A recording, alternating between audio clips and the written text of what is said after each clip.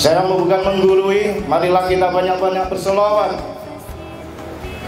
Apalagi dalam rangka Dzikir Akbar ini kita memperingati Isra Mi'raj, perjalanan Rasulullah dalam memperjuangkan umatnya di kehidupan di hari ini sampai sekarang ini.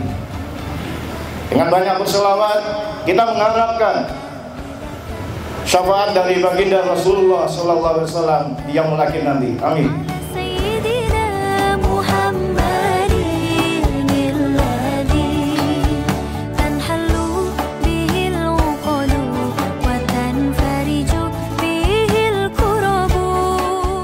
Terjadi hijrah bermakna merubah diri dari sikap yang tidak baik menjadi sikap yang baik.